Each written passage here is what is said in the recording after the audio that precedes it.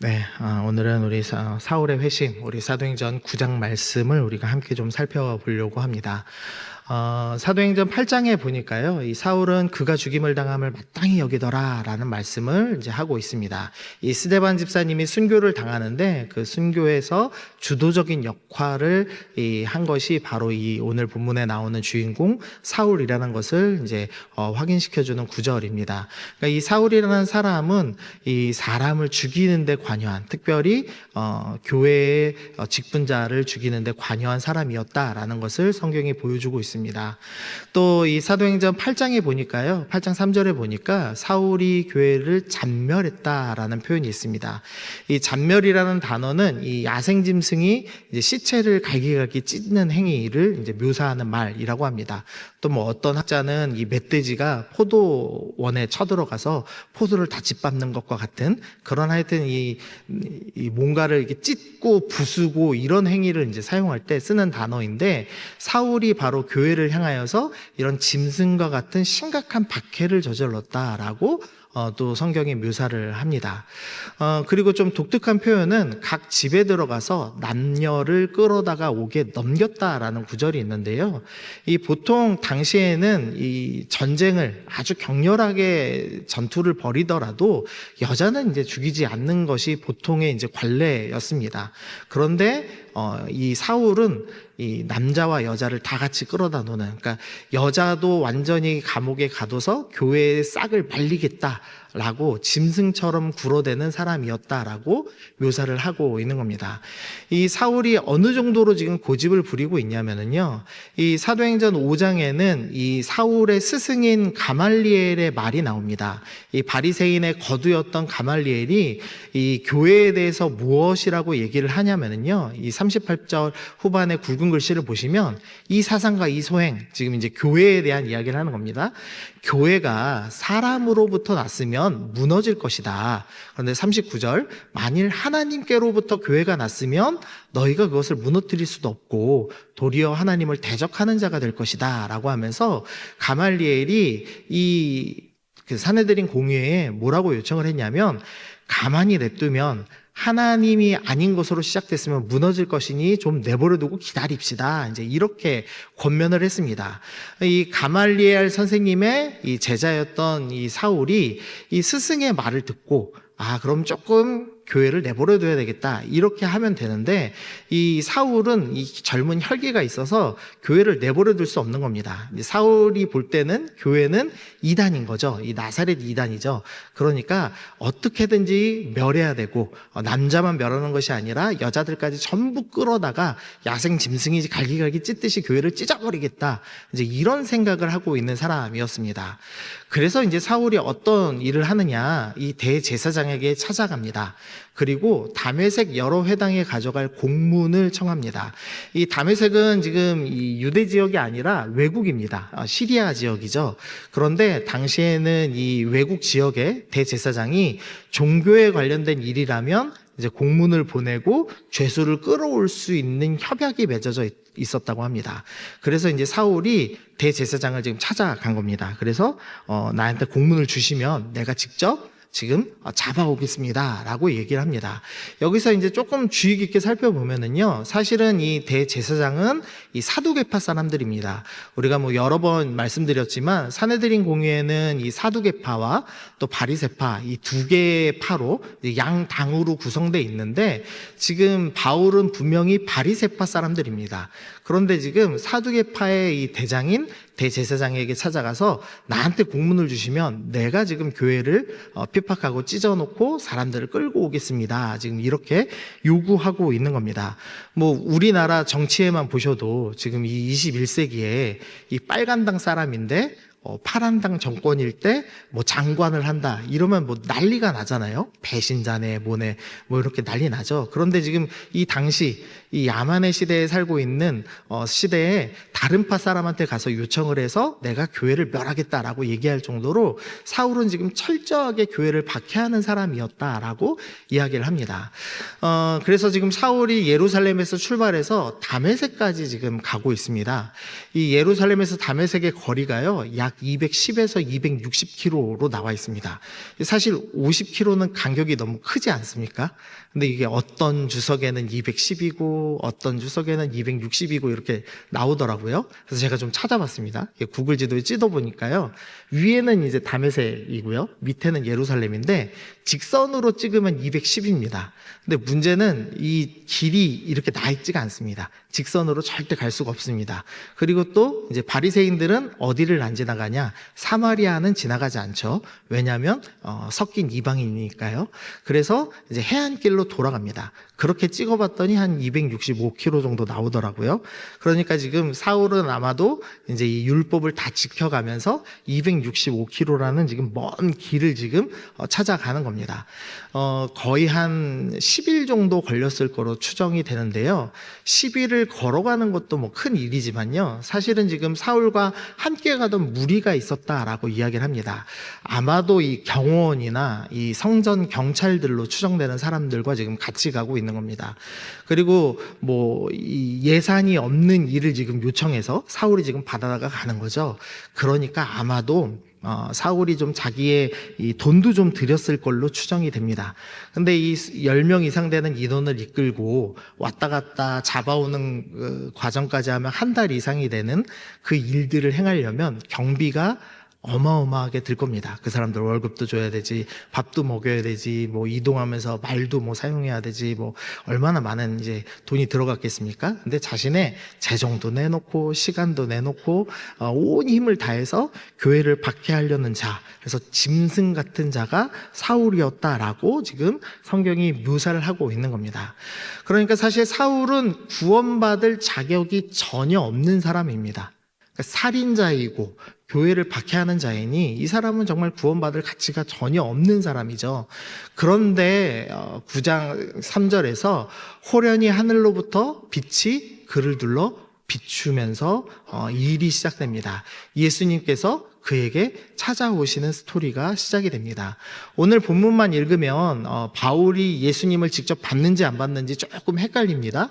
그런데 고린도전서 9장 1절에 보니까 내가 자유인이 아니냐, 사도가 아니냐, 예수 우리 주를 보지 못하였느냐. 그러니까 내가 사도라고 스스로 주장하는 것은 내가 예수님을 직접 봤기 때문이다라고 지금 사도 바울이 얘기하고 있는 겁니다. 그러니까 지금 사도 바울은 이 다메섹 도상에서 지금 하늘로부터 빛이 비추고 예수님을 직접 보는 놀라운 지금 은혜를 지금 경험하고 있습니다. 그래서 깜짝 놀라서 이제 사울이 이제 땅에 엎드리죠. 그러자 소리가 있습니다. 사울아 사울아 내가 어찌하여 나를 박해하느냐라고 이야기를 합니다. 그러면서 이 9장에 안 나와 있는 이 26장에서 간증을 하면서 예수님께서 하신 한마디가 더 추가되어 있습니다. 26장 14절 보시면 우리가 다 땅에 엎드려짐에 내가 소리를 들으니 히브리 말로 이르되 사울아 사울아 내가 어찌하여 나를 박해하느냐 가시체를 발길하기가 내게 고생이니라 라는 조금 이렇게 희한한 말이 적혀 있습니다. 이 가시체를 뒷발질하기가 내게 고생이니라. 제가 설명하기가 복잡해서 이제 그림을 좀 그려왔습니다. 이 고대 그 근동 사람들이요, 요 이제 그림은 지금 막대기로 돼 있는데 이 소모는 막대기나 채찍 끝에다가 이렇게 가시 같은 거를 이렇게 날카롭게 해놨답니다. 그래서 만약에 이제 소가 밭을 가는데 이제 소도 이제 밭 가는 게 힘들죠. 그래서 말을 안 들으면은 이렇게 꼬챙이로 찔렀답니다. 그럼 이제 뒷발질하다가 이 발이 이제 꼬챙이에 찔리는 거죠. 그러면 이제 깜짝 놀라서 이제 소가 주인이 시키는 대로 이제 행했다고 합니다. 지금 예수님께서 뭐라고 하시는 거냐면 네가 아무리 열내고 뒷발질 해봐야 나를 대적해봐야 교회를 공격해봐야 너 자신만 다칠 뿐 부질없는 일이다. 이것을 이제 당시 속담으로 지금 표현하시면서 예수님께서 지금 사울에게 찾아오시는 장면이 나오고 있습니다. 그러자 이제 사울이 대답하는데 주여 누구시니까? 그랬더니 나는 내가 박해하는 예수다라고 예수님께서 말씀하시는 장면이 지금 나오고 있습니다. 그러면서 시내로 들어가서 내가 행할 것을 내게 이를 자를 만나게 해주겠다라고 해서 이 사람들에게 끌려가는 장면으로 지금 출발을 하고 있습니다. 지금 설명하고 싶은, 말씀드리고 싶은 요지는 뭐냐면 사울은 구원받을 만한 사람이 아니라는 겁니다. 성경은 지금 사울을 짐승으로 묘사하고 있는 겁니다. 저 사울은 교회를 짐승같이 찢어놓는 놈이고 예수님을 향해서 뒷발질하는 소만도 못한 놈이야 라고 지금 묘사를 하고 있는 겁니다. 그런 사울을 향해서 지금 주님께서 강권적으로 찾아오셔서 빛을 비추시고 그에게 구원의 은혜를 베푸시는 장면이 나오고 있습니다. 가끔 이 사도 바울이 이후에 위대한 사역을 하기 때문에 또 사도 바울의 놀라운 성품과 이제 지식을 갖고 있기 때문에 이 사울이 쓸만한 사람이어서 구원받았다라는 이제 잘못된 생각을 하기도 합니다. 그런데 사실 누구도 주님이 쓸만한 사람은 존재하지 않습니다. 주님께서는 말씀만 하시면 온 우주를 창조하시는 분이셔서 능력이 부족해서 필요한 사람을 찾는 분이 아니십니다.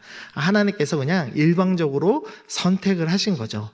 사울은 자신이 고백했던 것처럼 죄인 중에 괴수였습니다. 살인을 주도한 박해자에 불과했죠. 근데 그럼에도 불구하고 지금 예수님께서는 이 사람을 구원하시기로 결정하셨다라는 것을 오늘 성경이 보여줍니다.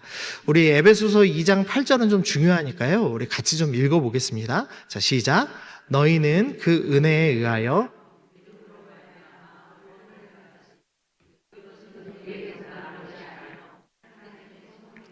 네, 우리의 구원은 내가 구원받을 만한 자격이 있어서 구원받는 것이 아니라 오로지 은혜로 받는 것입니다.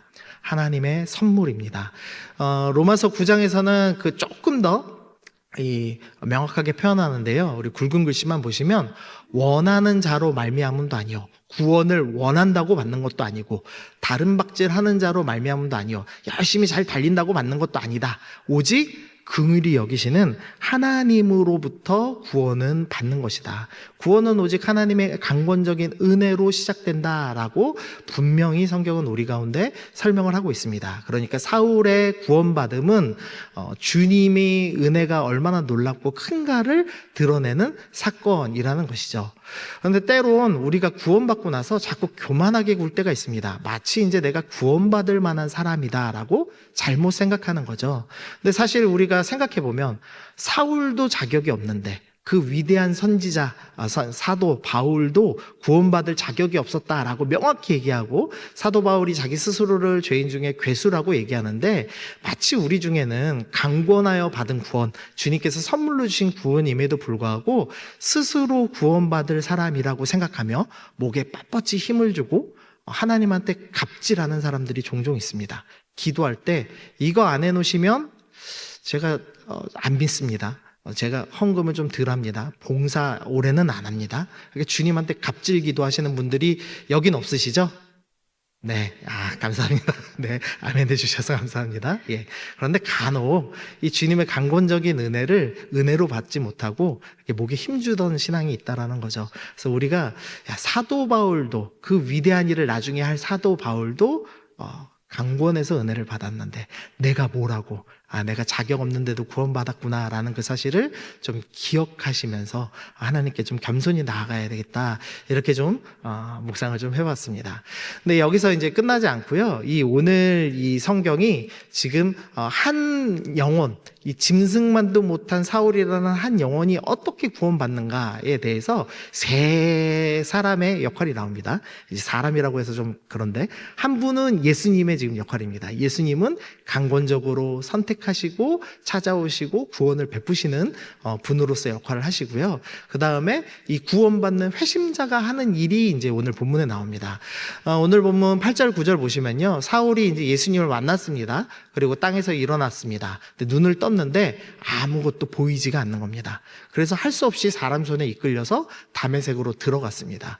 그리고 사흘 동안 보지도 못하고 먹지도 마시지도 않고 기도를 이제 시작을 합니다.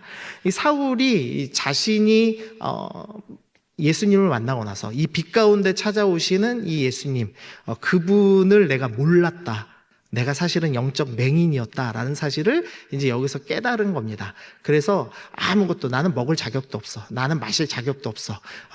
내가 정말 주님을 알아보지 못했구나. 이것에 대해서 영적 상태에 대해서 자각하고 지금 회개하는 시간을 이제 갖습니다. 마태복음 15장 14절에서는 이 예수님께서 이 바리새인들을 향해서 이렇게 말씀하십니다. 그들은 맹인이 되어 맹인을 인도하는 자다. 또 마태복음 23장 15절에 보면 이 화 있을 진저 외식하는 서기관들과 바리새인들이요. 여기서 화 있을 진저는 이렇게 좀 이쁘게 표현해 놨는데요. 조금 이렇게 정확한 의미를 표현하면 이 지옥갈 놈들 이렇게 이제 이해하시면 분명합니다. 이 지옥갈 서기관들과 바리새인들아, 너희는 교인 한 사람을 얻기 위해서 바다와 육지를 두루 다니다가 생기면 너희보다 배나 더 지옥 자식이 되게 하는도다. 이 지옥갈 놈들 눈먼 지도자여 라고 하면서 주님께서 바리새인들을 심각하게 책망하셨습니다. 이 예수님과 사울이 지금 동시대를 살았기 때문에 예수님의 이 말씀을 다 이제 들었을 겁니다. 소문으로라도 다 듣고, 아니 이 열심히 말씀을 실천하는 바리새인들을 향해서 눈먼 자라고 이야기하다니 아마 사울이 크게 분노했을 겁니다. 그런데 진짜 그 주님을 만나고 나서 보니까 자기가 영적인 맹인이라는 것을 깨달은 겁니다. 지금 눈이 육신으로도 보이지 않고 실제로도 자기가 영적으로 맹인이라는 것을 확인하는 순간이죠. 이 예수님을 만난 지금 두 사람의 반응이 이 오늘 9장에 나오는데요. 이 뒤에 나오는 아나니아라고 하는 제자가 있습니다. 이 제자는 주님을 환상 중에 만납니다. 그리고 나서 이 아나니아가 뭐라고 대답하냐면, 주여, 내가 여기 있나이다 라고 대답합니다. 구약의 선지자들은 하나같이 하나님을 만나면 주님 내가 여기 있습니다 라고 이야기를 하죠. 그런데 이 사울이 나는 바리새인이고 정통한 말씀을 다 배운 자로서 내가 주님을 만나면 나도 발에 신을 벗고 모세처럼 주님 내가 여기 있습니다. 나에게 말씀하십시오. 내가 명령하는 대로 다 하겠습니다. 이렇게 할 줄 알았을 겁니다. 그런데 정작 주님을 만날 때 사울이 뭐라고 말하냐면, 주여 누구시니까 라고 얘기합니다. 즉 사울은 전혀 주님을 모르는 사람, 완전한 영적 맹인이었다라는 것을 보여주고 있죠. 이후에 아나니아가 이제 기도를 합니다. 그랬더니 사울의 눈에 비늘 같은 것이 벗겨졌다라고 되어 있습니다. 원어로 보면은 비늘 같은 것들이 벗겨졌다라고 되어 있습니다. 그래서 뭐 이게 의학적으로는 뭔지는 이제 알 수 없지만 영적으로 이제 많은 이제 목사님들이 해석을 이렇게 해놓으셨어요. 아마 이 눈이 씌워서 가려서 보이지 않는 것들이 이런 것 아니겠느냐. 자기 의가 있어서 사도 바울이 이전에 사울일 때는 나는 의롭다. 나만 하나님의 뜻을 안다. 그래서 내가 하나님의 뜻을 받아서 이 교회를 무너뜨리겠다라는 자기 의에 사로잡힌 것들이 있었는데 그 눈에 낀 자기 의가 벗겨진 것 아니겠느냐.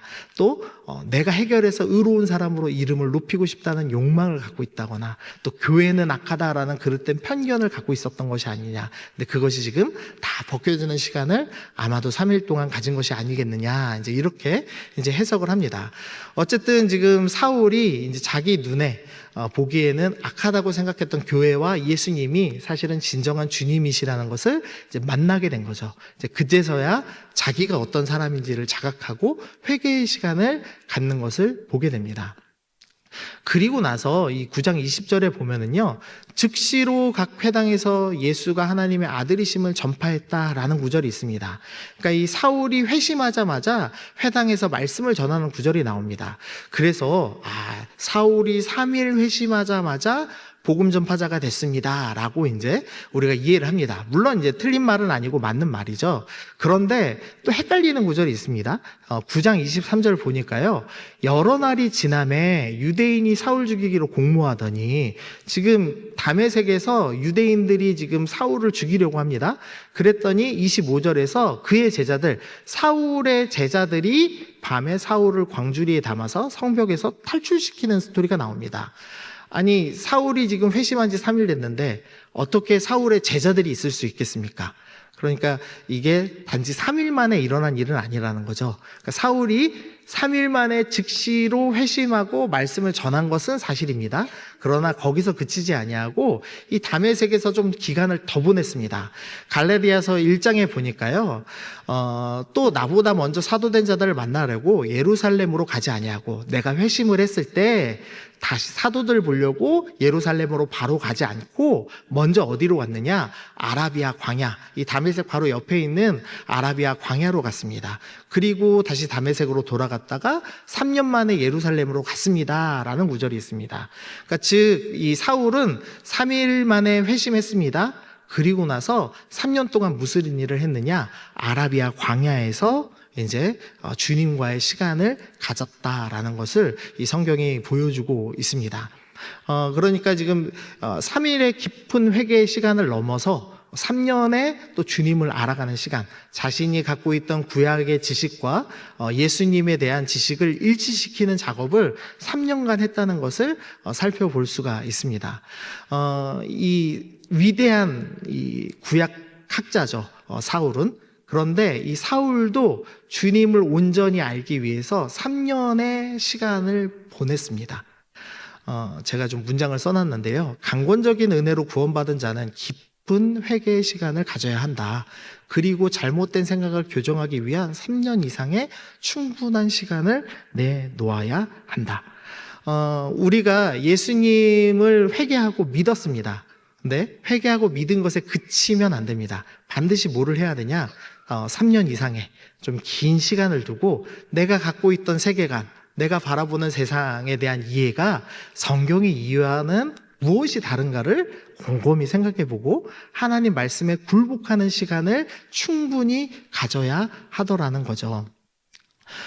저는 이제 그 예수전도단에서 이제 훈련을 받았는데요. 예수전도단 이제 선교단체에서 이제 1년간 이제 그 9개월간 이제 합숙 훈련을 받았습니다. 그리고 나서 이제 제가 뭘 했냐면 한 2년 반 동안 이제 전임 간사를 했습니다. 이 예수전도단 전임 간사 혹시 보신 분들 계세요? 어떻게 사역하시는지 모르시죠? 예수전도단은 그 한 미국인 대사관에서 일하는 미국인의 말에 의하면 지독한 인권 착취 단체 이렇게 이제 불렀답니다. 무슨 소리냐면 일을 하는데 월급을 안 줍니다. 예수전도단이요, 월급을 안 줍니다. 그래서 제가 2년 반 동안 간사 사역을 하면서 총 4만 원을 받아봤습니다. 이 추석 때 빈손으로 가지 말라고 2만 원을 누가 이렇게 큰 헌금을 하셨대요. 그래서 간사들한테 2만 원씩 나눠줬는데 그걸 이제 2년 받아봤습니다. 그래서 제가 2년 반 동안 4만 원의 월급을 받고 살았습니다. 그걸로 생활이 될까요? 안 될까요? 안 돼야 정상이죠. 근데 제가 간사를 할 때 저만 열심히 있는 게 아니라 저 뒤에 있는 여자 한 명 있거든요. 네, 이은정 전도사라고. 저분은 저보다 간사를 더 오래 했습니다. 5년간 무상으로 합숙하면서 사역을 했습니다. 두 부부가 돈을 전혀 벌지 않는 2년 반 동안 먹고 살 수 있을까요? 없을까요? 우리 생각엔 불가능하죠. 근데 주님은 어떻게 하시죠? 까마귀를 보내서라도 먹이시는 분이시죠. 저희가 2년 반 동안 정말 가난했습니다. 제 기억에 저희 집사람이 아이스크림을 먹고 싶다고 했는데 집에 다 돈을 뒤졌는데 1,300원 나오더라고요. 그래가지고 그 먹고 싶은 메로나를 못 먹었습니다. 그래서 저희 집에 지금 이렇게 항상 아이스크림 가득가득 넣어놓고 살거든요. 그 정도로 돈이 없긴 했지만 굶은 적은 한 번도 없습니다. 3년간의 그 시간 속에서 주님이 어떤 분이신지를 좀 경험하는 시간. 그래서 세상에서는 못 벌면 못 먹지 라고 생각을 하는데 그 세계관이 깨지는 시간, 주님이 정말로 전능하신 분이구나 라는 걸 좀 경험하는 시간을 가졌습니다. 물론 여러분에게 여러분도 3년간 무상으로 교회 봉사하십시오 이렇게 권하는 건 아닙니다. 그러나 누구든지 좀 긴 시간을 가지고 나의 잘못된 세계관을 깨는 시간이 필요하다는 겁니다. 이 사도 바울이 지금 눈이 가려지고 자기 스스로 입을 막고 오직 하나님을 향해서만 입을 벌려서 시간을 가지고 또 이후에 3년의 시간을 가지면서 자신의 지식과 신앙을 일치시키는 작업을 했던 것처럼 우리도 좀 그런 시간을 가져야 한다는 것이죠. 그래서 혹시나 내가 회심하고 예수님 열심히 믿지, 그런데 내가 아직 세상을 보는 관점이 성경적이진 않은 것 같아 라고 생각하시는 분이 있다면 회심자로서 꼭 할 일이 있는데 좀 충분한 시간을 가지고 말씀을 배우고 연구하는 시간이 필요하다는 겁니다. 여러분들이 좀 그런 훈련을 좀 받으시기를 좀 소원합니다. 아멘. 네, 아까보다 아멘이 좀 작네요. 예, 3년은 길죠. 네, 그러나 은혜가 있을 겁니다. 자, 그 다음에 중재자가 할 일이 있습니다. 여기에 이제 중재자 아나니아가 나옵니다. 그때 다메섹에 아나니아라는 제자가 있습니다. 그래서 주님께서 환상 중에 불러서 이르시되 아나니아야 하시거늘 대답하여 주여 내가 여기 있나이다 하니 주님께서 이르시되 일어나 직가라 하는 거리로 가서 유다의 집에서 5사람 사울이라 하는 사람을 찾으라 라고 말씀하십니다.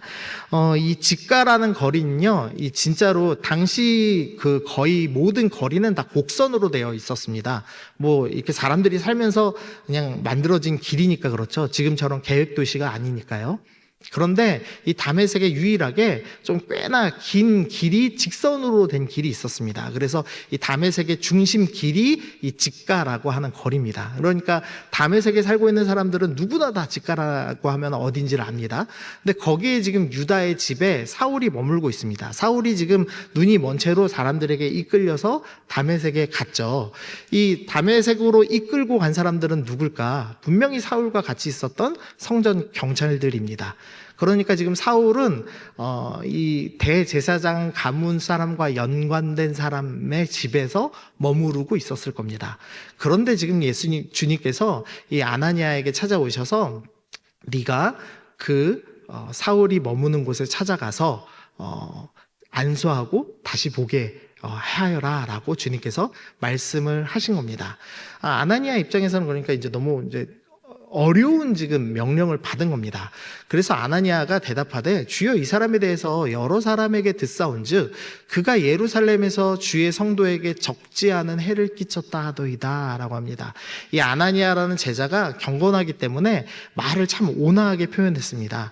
주님, 이 사울이 예루살렘에서 적지 않은 해를 끼쳤습니다 라고 이제 표현했지만 사실은 스데반 집사님을 죽이고 교회를 짐승처럼 찢고 심지어 여자들까지 끌고 갔던 그 일을 지금 얘기하는 거죠. 그런 짐승 같은 자를 내가 어떻게 만나러 가고 그 사람을 위해서 기도할 수 있습니까? 나는 못합니다. 지금 이렇게 이야기를 하는 거죠. 또 계속 이어서 얘기를 합니다. 아나니아가 여기서도 주의 이름을 부르는 모든 사람을 결박할 권한을 대제사장들에게서 받았나이다 하고는 지금 아나니아가 주님뿐만 아니라 여기 온 이유 자체도 지금 성도들 잡아가려고 온 거 아닙니까? 그리고 물론 이 잡아가려는 성도의 명단에 꽤나 높은 곳에 아나니아가 포함되어 있겠죠. 그러니까 아나니아가 아니 지금 핍박하러 온 사람, 이 살인자였던 사람이 지금 우리 교회를 찢겠다고, 이 다메섹 교회를 찢어버리겠다고 찾아왔습니다. 그리고 주님 분명히 저도 그 명단에 있을 겁니다. 그리고 지금 그 사람이 머무는 집은 모든 사람들이 다 아는 유명한 거리에 분명히 대제사장과 연관된 사람의 집에 지금 머물고 있을 겁니다. 그런데 제가 어떻게 가서 갈 수가 있습니까? 가다가 체포되는 걸로도 끝날 수도 있습니다. 그리고 기도를 해주는 것도 말이 안 됩니다. 저 사람은 살인자입니다. 지금 이제 이렇게 기도하는 거죠. 근데 그럼에도 불구하고 주님께서 가라라고 말씀을 하고 계시는 겁니다. 근데 여기서 좀 희한한 구절, 이제 제가 사실은 사울의 회심보다 더 이렇게 관심 있게 봤던 구절이 12절인데요. 그가 지금 사울입니다. 사울이 아나니아라 하는 사람이 들어와서 자기에게 안수하고 다시 보게 하는 것을 환상으로 이미 보았다. 그러니까 아나니아야 네가 가서 안수해줘라 라고 지금 말씀하고 계시는 겁니다. 그러면 만약에 아나니아가 사울에게 가지 않으면 어떻게 됩니까? 주님은 이미 아나니아를 통해서 사울을 고치겠다라고 사울에게 환상을 보여주셨는데 아나니아가 가지 않으면 어떻게 되는 겁니까? 그러니까 아나니아한테 지금 주님께서 사울을 지금 맡기시는 겁니다. 아나니아야, 네가 가야지만 사울이 회복할 수 있어. 이 짐승 같던 사울이 성도가 될 수 있어. 그러니까 네가 직접 가라라고 하시면서 지금 사울을 아나니아의 손에 맡기는 장면이 나오고 있는 겁니다. 중재자가 해야 할 일, 교회에 있는 사람들이 회심자가 들어올 때 꼭 해야 할 일이 있는데요. 뭐냐면 용서하고 받아들이는 것입니다. 문제는 이 용서하고 받아들이는 게 참 어려운 일이라는 거죠. 제가 뜬금없이 이런 노래가 생각났습니다. 이게 은혜로운 찬양이 떠올라야 되는데 그게 아니고 버즈라는 그룹이 있거든요. 이 민경훈이라는 사람이 지금은 아는 형님에서 막 웃기고 개그하고 이러지만 원래 가수입니다. 근데 이 사람이 부른 겁쟁이라는 노래가 있습니다. 근데 그 가사가요, 늘 숨어만 있는 나는 겁쟁이랍니다. 당신 앞에 설 때면 뒷걸음질만 치는 그저 겁쟁이랍니다 라는 가사가 있습니다. 근데 제가 이 아나니아를 보면서 이 생각이 들었습니다. 아나니아가 지금 겁을 내고 있구나. 당연히 사울이라는 사람 때문에 내가 붙잡힐까 봐 겁을 내고 있는 거기도 하죠. 그런데 사실 용서하는 자체가 겁나는 일이지 않습니까? 아무리 주님이 용서하셨다고 해도 내가 용서하기가 좀 껄끄러운 사람이 있습니다. 같은 테이블에 앉기가 좀 어려운 사람이 있죠. 근데 주님께서 너희가 용서받은 자로서 그 사람을 용서하고 환대해라 라고 말씀을 하시는 겁니다. 아나니아가 결국엔 순종을 하죠. 그래서 그 집을 찾아가 들어갑니다. 그리고 사도 바울에게 안수합니다. 이 교회를 찢어버리는 짐승만도 못한 사람에게 손을 대는 거죠. 위로의 손길을 내밀었습니다. 그리고 뭐라고 부르냐? 형제 사울아라고 부릅니다. 당신은 이제 나와 형제입니다. 나랑 같은 공동체입니다. 같은 식구가 되었습니다 라고 이야기해 주죠. 그리고 그에게 세례를 베풉니다. 그래서 사울의 회복이 아나니아의 용서로부터 시작되는 것을 볼 수가 있습니다. 고린도후서 5장에는요 우리가 아주 좋아하는 말씀이 있습니다. 그런즉 누구든지 그리스도 안에 있으면 새로운 피조물이라. 이전 것은 지나갔으니 보라 새 것이 되었도다. 우리는 주님의 강권적인 은혜로 새로운 피조물이 되었습니다. 우리는 이제 완전한 새 것이 되었습니다. 그런데 여기서 그치면 안 됩니다. 새 것이 된 사람에게 주님이 무엇을 주시냐면요 우리에게 화목하게 하는 직분을 주십니다. 우리가 그리스도를 대신하여, 예수님을 대신하여 사신이 되어서 이 하나님 천국의 외교관이 되어서 사람들에게 가서 우리가 용서해주고 환대해주는 그런 직분을 받았다라고 말씀을 하고 있습니다. 우리의 용서와 환대가 사울을, 짐승만도 못한 존재를 사도 바울로 바꾸는 그 놀라운 일의 시작을 우리에게 주님께서 맡기셨다라고 이야기를 하고 있습니다. 그래서 진정한 회복은 용서를 받고 공동체에 들어올 때 일어나더라는 겁니다. 혹시 여러분이 찾아가야 할 사울이 있으십니까? 혹시 우리 같은 교회 안에서도 같은 식사할 때 절대 같이 안 앉는 사람 있으십니까? 눈을 마주치면 인사를 하지 말고 고개를 휙 돌리는 그런 사람 혹시 있으십니까? 이게 진짜 성격 좋으신 분들은 몰라요. 이게 저는 좀 성격이 꽁하거든요. 인사 안 하고 싶은 사람이 있습니다. 지금 있는 건 아닙니다.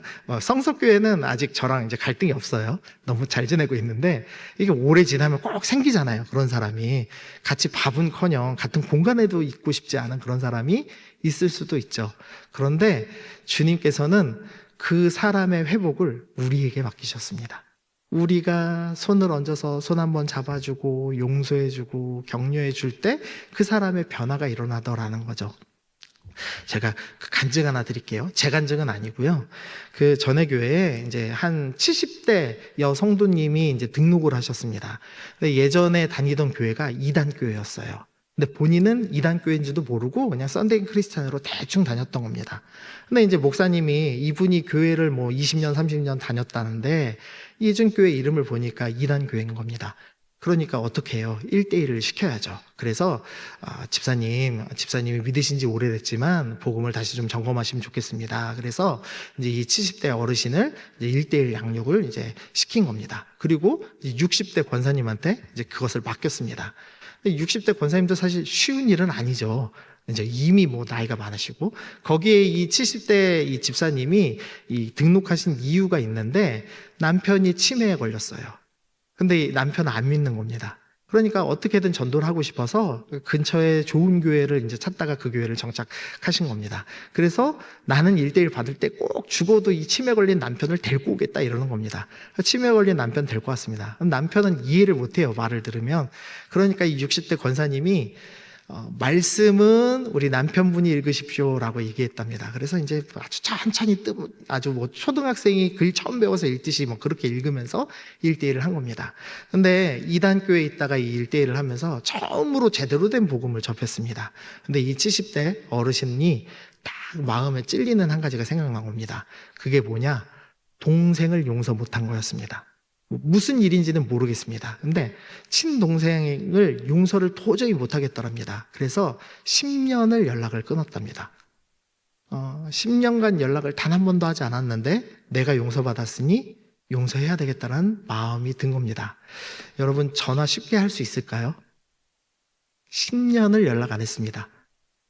연락이 뭐 쉽게 안 되죠. 전화통을 매번 붙잡았다 놨다가 하다가 결국은 이제 주님이 날 용서하셨는데 하면서 이제 번호를 누른 겁니다. 그래서 딱 전화를 걸었는데 동생이 받자마자 울면서 나도 언니한테 전화하고 싶어서 지금 전화를 들고 있었는데 용기가 없었어.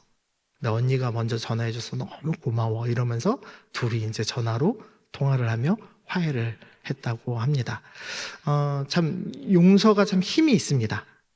용서가 참 회복에 큰 은혜와 힘이 있습니다. 주님께서 우리에게 화목해 하는 직분을 주시면서 너희가 용서하면 사람이 회복되고 공동체가 회복되는 놀라운 은혜를 허락하겠다라고 우리 가운데 약속을 해주셨습니다. 그래서 오늘 말씀을 좀 기억하시면서 나는 내가 찾아가야 될 사울은 누구지? 나는 어떻게 용서해야 되지를 좀 고민하시면 좋겠습니다. 자, 적용해 보겠습니다. 한 사람의 구원에는 하나님의 강권적인 구원의 역사가 있었습니다. 그리고 회심자의 진정한 회개의 시간이 있었습니다. 그리고 공동체의 용서와 환대가 있었습니다.